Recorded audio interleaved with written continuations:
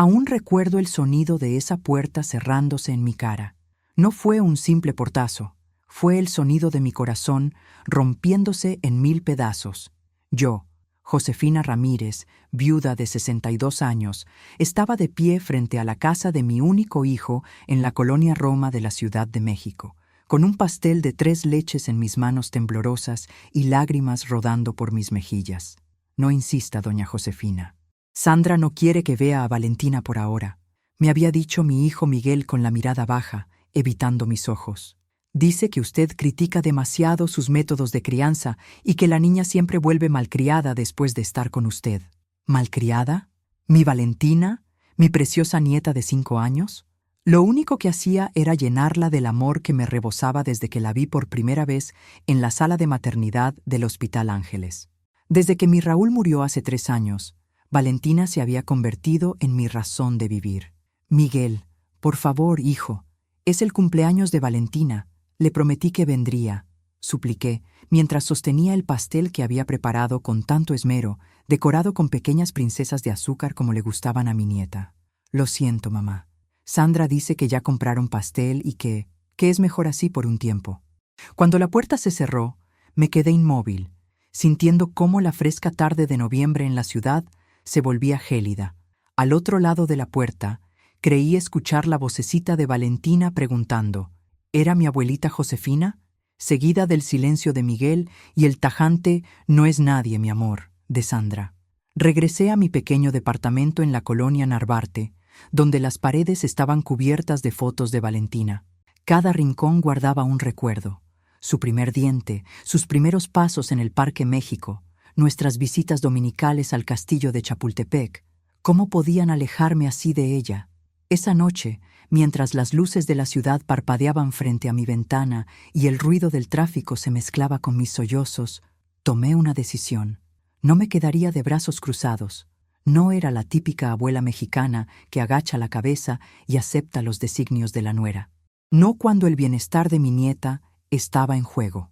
A la mañana siguiente, me levanté con una determinación que no sentía desde que enfrenté a los médicos cuando diagnosticaron a Raúl.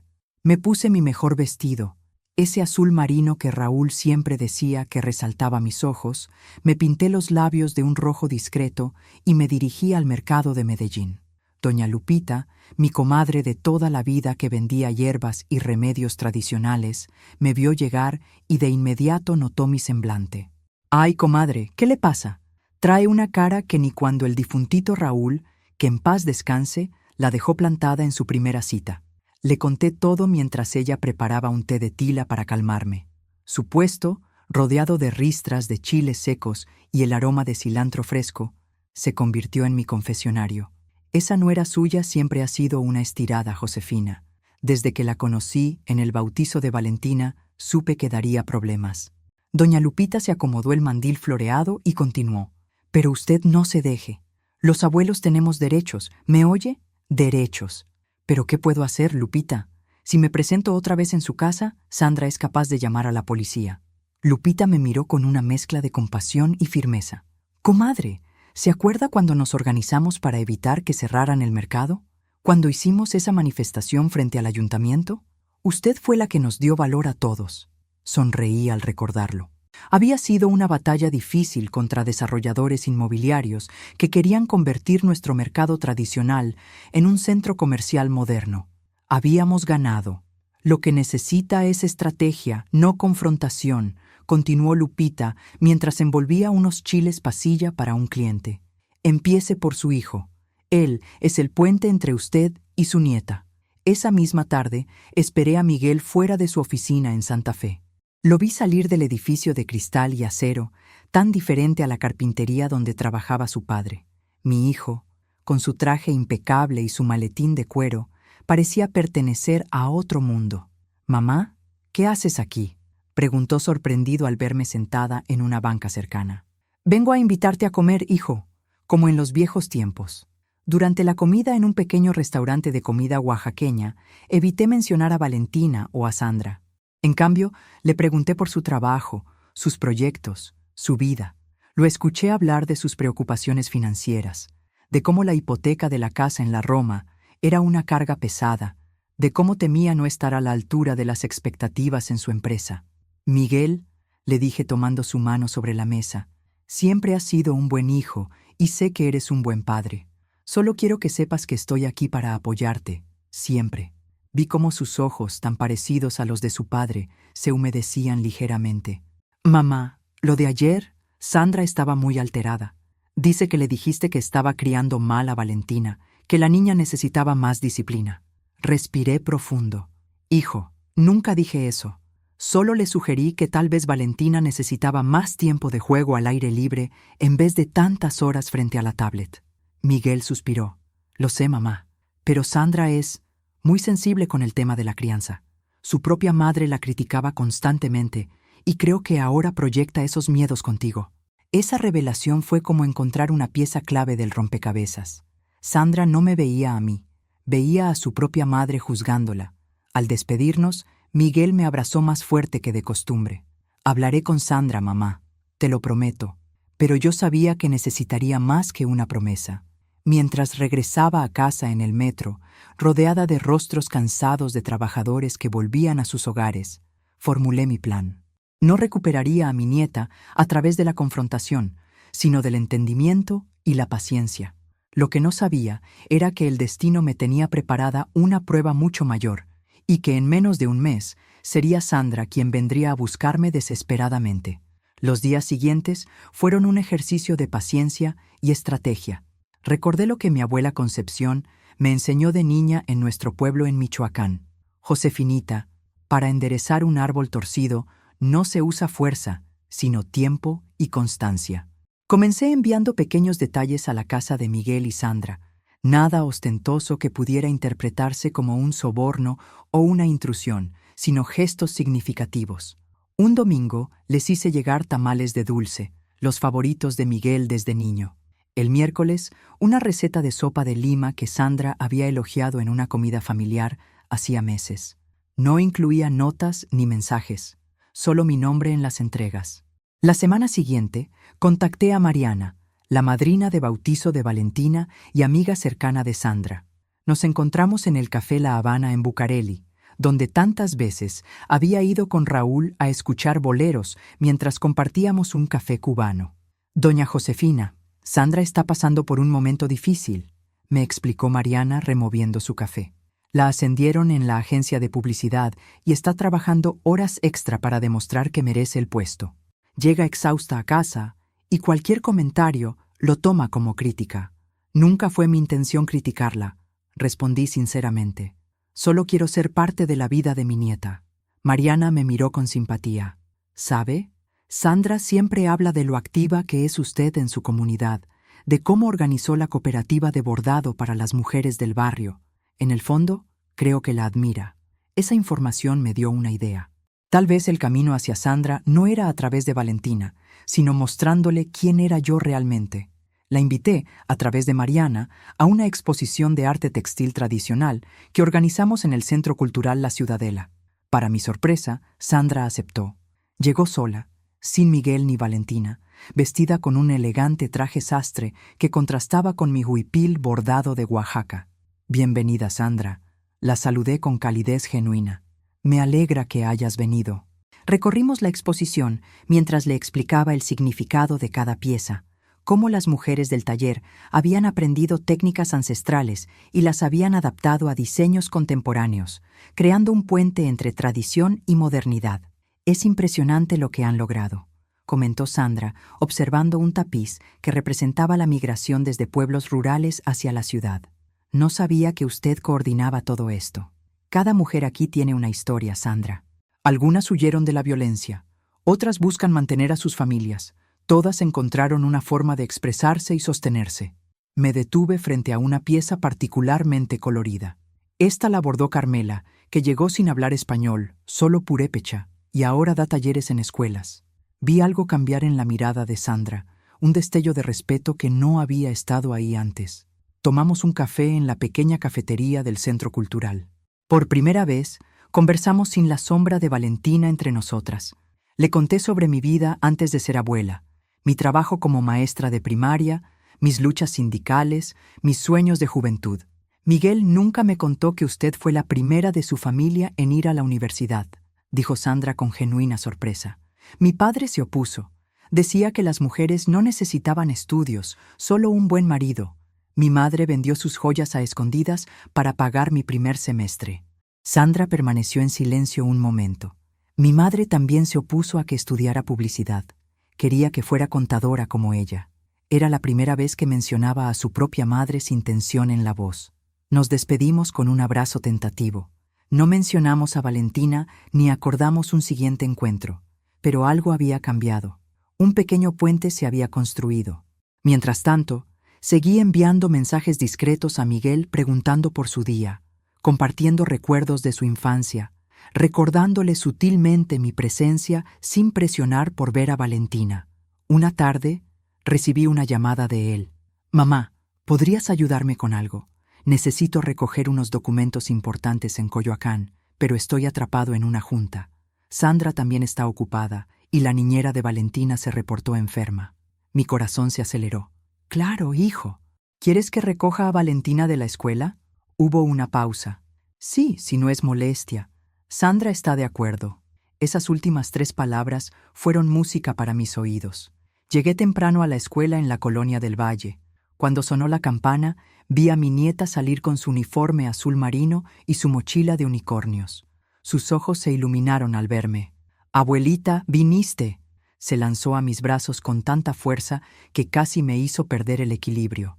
«Mi cielo, ¿cómo has estado?», le pregunté mientras caminábamos hacia la parada de autobús. «Te extrañé mucho, abuelita. Mamá dijo que estabas de viaje en un lugar sin teléfono». Contuve un comentario amargo. «Bueno, ya estoy aquí. ¿Qué te parece si pasamos por una nieve de mamey antes de ir a casa?» Pasamos la tarde juntas, haciendo su tarea, preparando quesadillas para la merienda, y finalmente leyéndole su cuento favorito sobre una niña que rescataba animales mágicos. Cuando Miguel llegó a recogerla, Valentina estaba dormida en mi regazo. «Gracias, mamá», susurró Miguel. «Sandra tuvo una presentación importante hoy. Tu ayuda significó mucho para ambos». «Cuando me necesiten, aquí estaré», respondí, sabiendo que había dado un paso importante en mi campaña silenciosa. Lo que no imaginaba era que pronto tendría la oportunidad de demostrar esas palabras en circunstancias que ninguno podíamos prever. La oportunidad de recoger a Valentina de la escuela se repitió 2 veces más en las siguientes semanas. Cada vez, Sandra se mostraba menos rígida, llegando incluso a agradecerme personalmente con un mensaje de texto. «Gracias por la ayuda, Josefina». Valentina llegó contenta y con la tarea hecha. «Pequeños pasos», me decía a mí misma. Roma no se construyó en un día.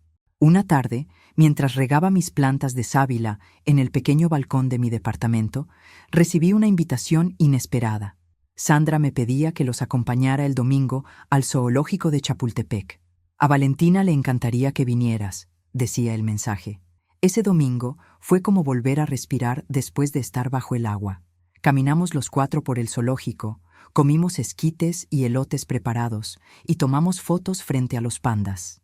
Valentina iba de mi mano a la de Sandra, uniendo físicamente lo que tanto había costado reconciliar. En un momento en que Miguel llevó a Valentina a ver los tigres más de cerca, Sandra se volvió hacia mí. «Josefina, quiero disculparme», dijo con voz tensa pero sincera.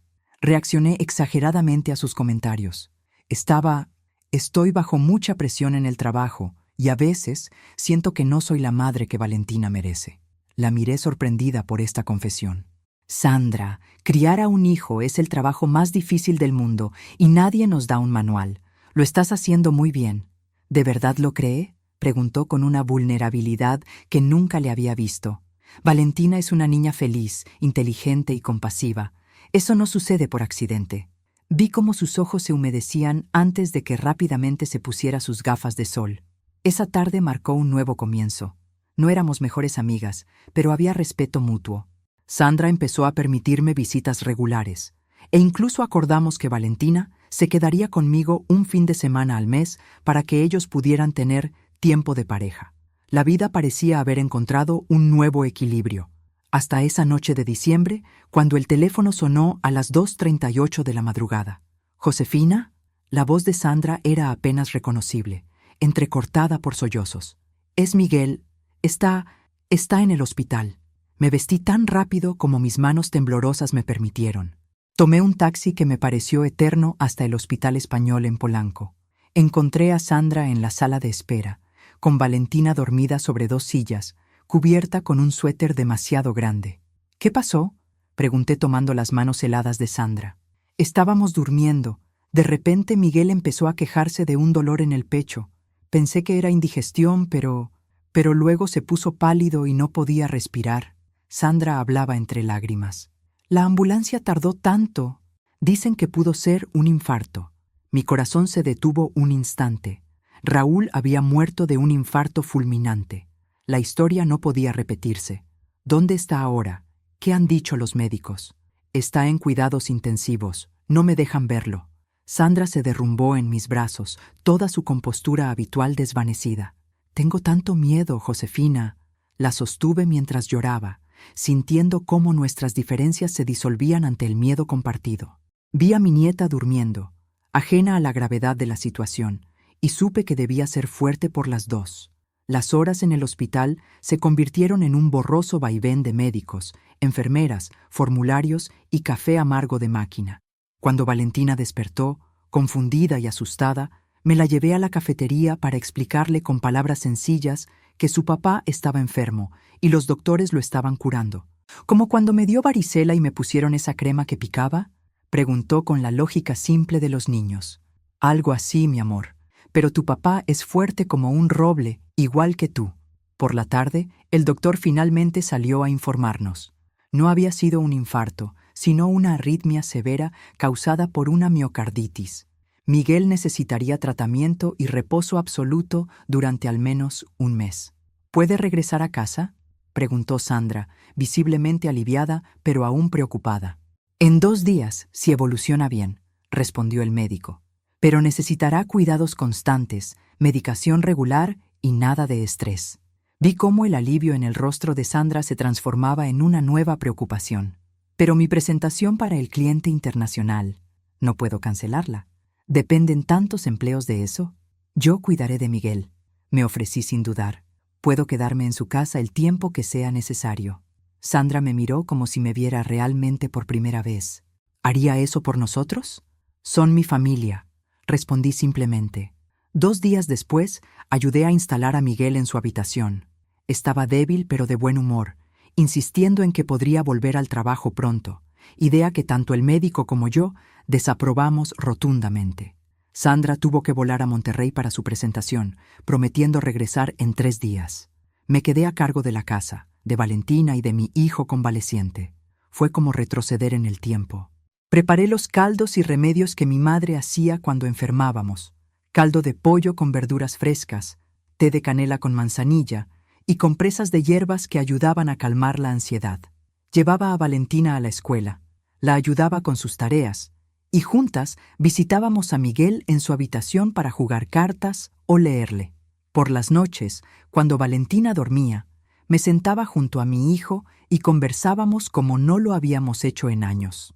«Mamá», me dijo una noche, «perdóname por permitir que Sandra te alejara de nosotros. Debí haber sido más firme. Los dos cometimos errores, hijo. Yo también debí ser más comprensiva con la presión que Sandra sentía». Miguel tomó mi mano. «¿Sabes? Cuando desperté en el hospital y no te vi, lo primero que pensé fue, necesito a mi mamá, como cuando era niño y me daba fiebre». Esas palabras sanaron heridas que ni siquiera sabía que seguían abiertas. Cuando Sandra regresó de su viaje, triunfante por haber conseguido el contrato, la casa funcionaba como un reloj. Miguel mejoraba día a día. Valentina estaba contenta, y yo había reorganizado la despensa, preparado comidas para toda la semana y establecido una rutina que reducía el estrés para todos. «No sé cómo agradecerle», me dijo Sandra esa noche mientras tomábamos té en la cocina. «Ha salvado a esta familia. No hay nada que agradecer. Para eso estamos las abuelas». Sandra respiró profundo, como quien toma una decisión importante. «Josefina, ¿consideraría quedarse con nosotros? No solo por Miguel, sino permanentemente. Podríamos adaptar el estudio como una habitación para usted. Valentina estaría feliz. Y nosotros, yo estaría más tranquila sabiendo que está aquí». La miré asombrada. Hace apenas un mes, esta misma mujer me había prohibido ver a mi nieta. Ahora me pedía que viviera bajo su techo. Necesito pensarlo, respondí honestamente. Es una decisión importante. Esa noche, recostada en la habitación de invitados, recordé las palabras de Raúl poco antes de morir. Josefinita, no dejes que mi ausencia te apague. Tienes tanto amor para dar. ¿Era esta la oportunidad de honrar esa promesa?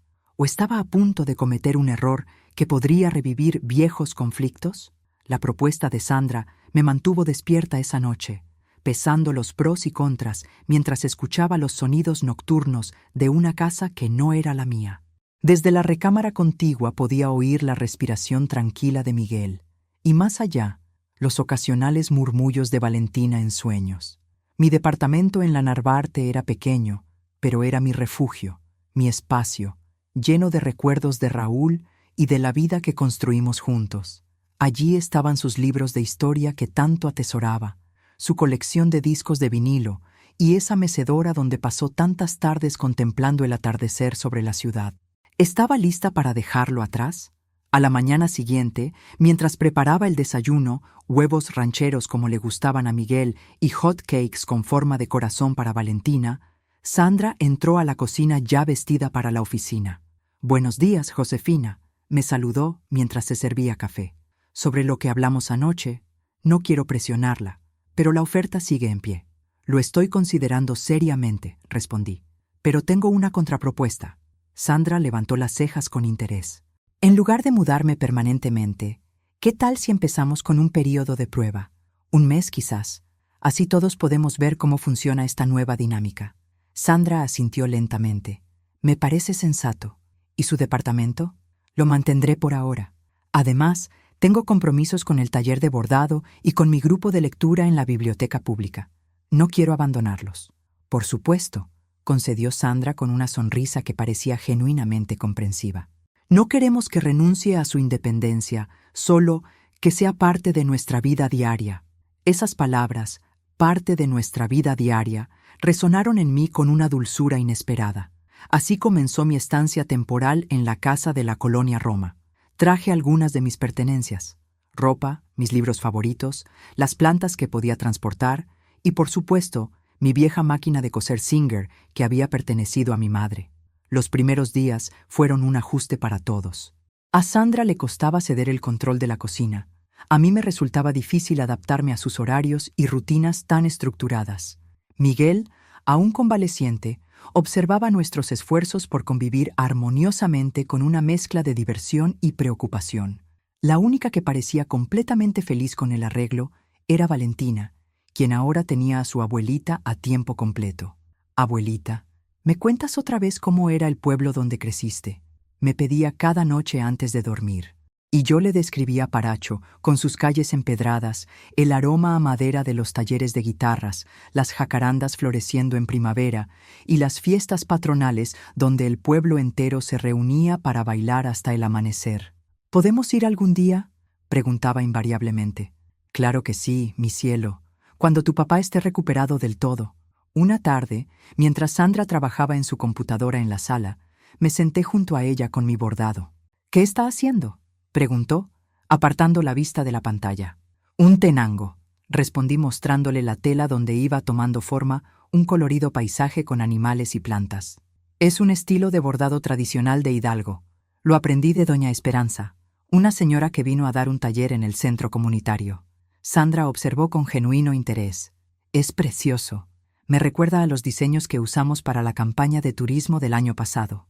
La artesanía mexicana siempre ha sido una gran inspiración para el diseño contemporáneo, comenté, aunque no siempre se reconoce adecuadamente a los artesanos originales. «Tiene razón», admitió Sandra.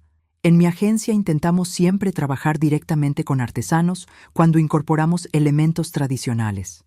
Esa conversación nos llevó a otras, descubriendo poco a poco que, a pesar de nuestras diferencias generacionales, compartíamos valores e inquietudes.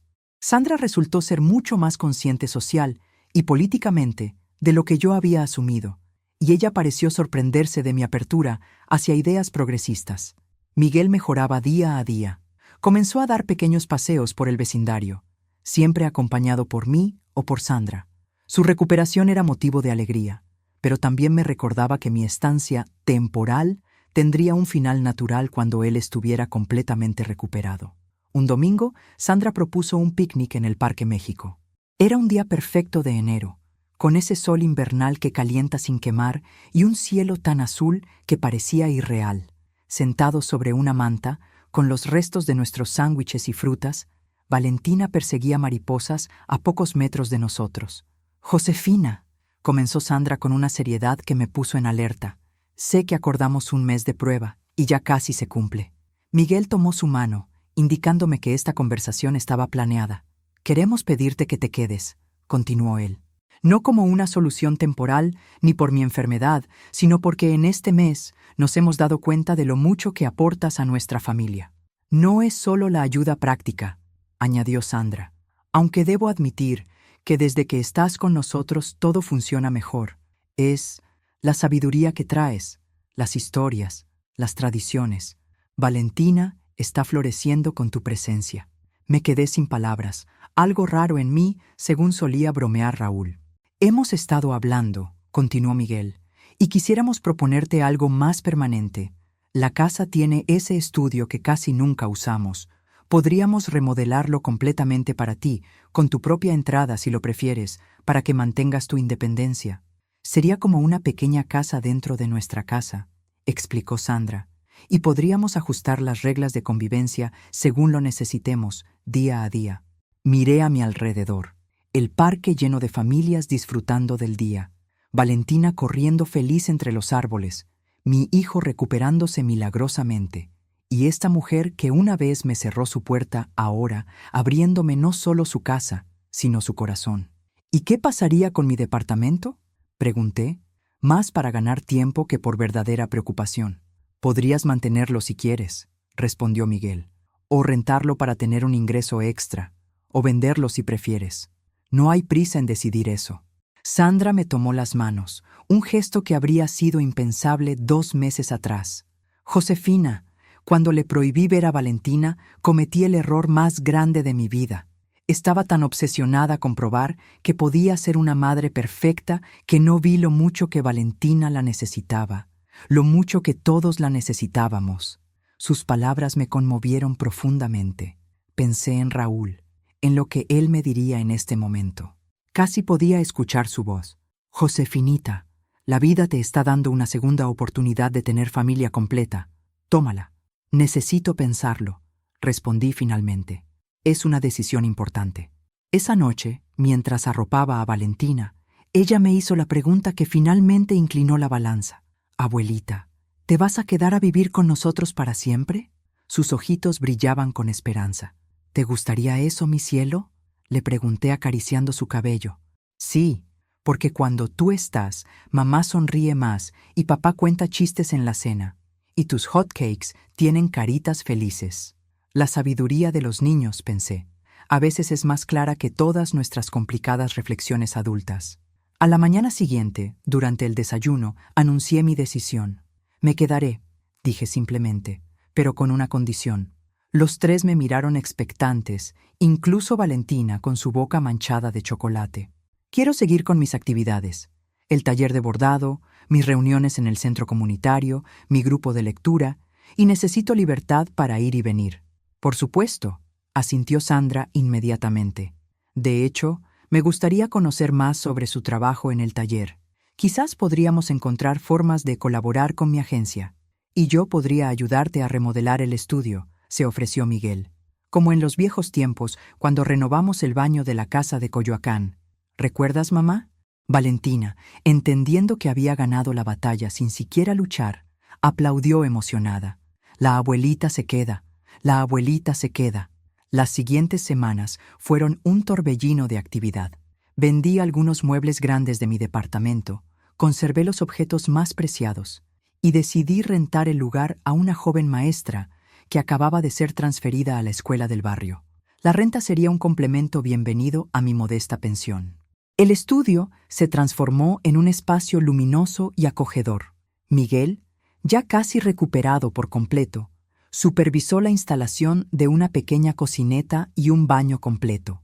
Sandra, para mi sorpresa, se encargó personalmente de la decoración, incorporando textiles tradicionales y artesanías que recordaban a mi pueblo natal.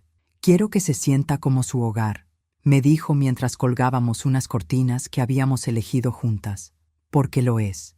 La primera noche en mi nuevo espacio, mientras desempacaba las últimas cajas, encontré una fotografía vieja de Raúl y yo en nuestra boda. Él, tan apuesto con su traje oscuro. Yo, con mi vestido blanco sencillo y una corona de flores silvestres en el cabello. «¿Qué pensarías de todo esto, viejo?», le pregunté a la fotografía. El rostro sonriente de Raúl parecía darme su aprobación. La vida encontró un nuevo ritmo. Por las mañanas, después de que Sandra saliera al trabajo, yo preparaba el desayuno para Miguel y Valentina. Luego llevaba a mi nieta a la escuela y aprovechaba las mañanas para mis propias actividades. El taller de bordado, que ahora recibía pedidos de varias tiendas de diseño gracias a los contactos de Sandra, mis clases de computación en el centro comunitario y mis paseos por el mercado con doña Lupita. Por las tardes, recogía a Valentina y la ayudaba con sus tareas mientras Miguel, ya reincorporado a su trabajo pero con horario reducido, se ocupaba de la cena. Sandra llegaba para el baño de Valentina, un ritual que ambas disfrutaban, y cenábamos todos juntos, compartiendo las historias del día. Los fines de semana explorábamos la ciudad, el Museo Nacional de Antropología, Xochimilco, el Castillo de Chapultepec, todos esos lugares que Raúl y yo habíamos disfrutado décadas atrás y que ahora podía compartir con mi nieta. Una tarde, mientras Sandra y yo preparábamos la comida para el cumpleaños de Miguel, ella me hizo una confesión. «¿Sabe, Josefina?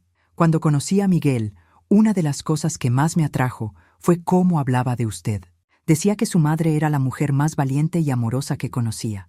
Sandra cortaba verduras con precisión mientras hablaba, pero cuando quedé embarazada sentí miedo. Miedo de no estar a la altura, de ser juzgada por usted. Mi propia madre siempre me criticaba. Nada era suficientemente bueno para ella.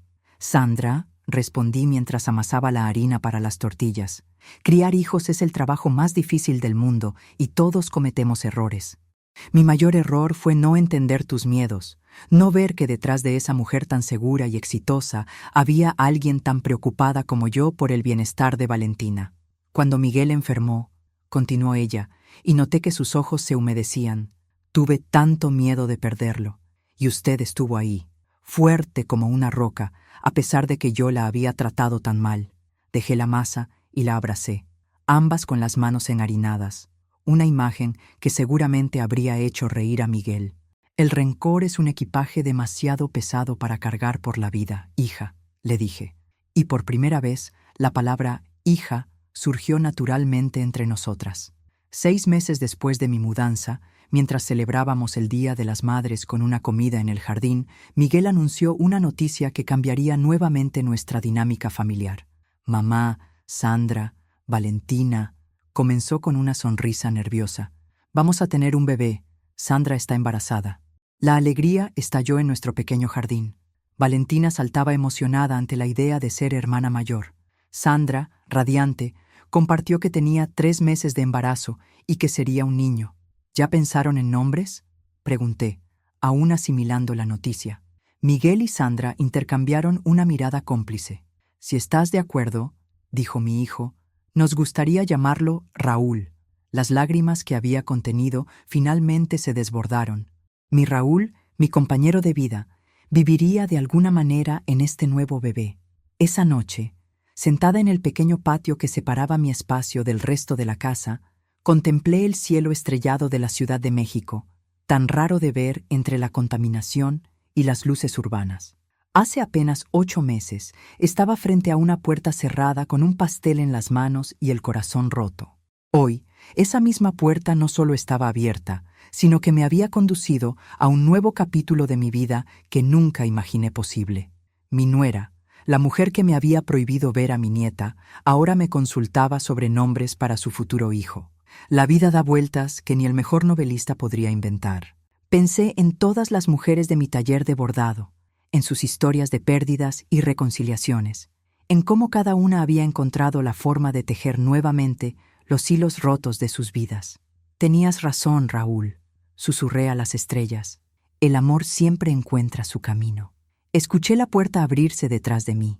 Era Valentina en pijama, con su osito de peluche bajo el brazo. Abuelita, ¿puedo sentarme contigo? No puedo dormir de la emoción. La senté en mi regazo y juntas miramos el cielo. Abuelita, ¿crees que seré una buena hermana mayor? Preguntó con la seriedad que solo los niños pueden dar a las grandes preguntas. Serás la mejor, le aseguré. ¿Y sabes por qué lo sé? Porque tienes un gran corazón, como tu papá, y eres valiente y decidida, como tu mamá. ¿Y qué tengo de ti, abuelita? Sonreí ante su pregunta. Bueno, creo que has heredado mi terquedad, y eso, mi cielo, a veces puede ser nuestra mejor cualidad.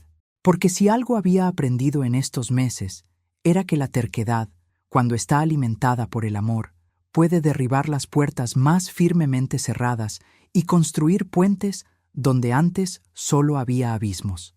Mi nuera me prohibió ver a mi nieta, es cierto, pero un mes después ella rogaba que me quedara en su casa.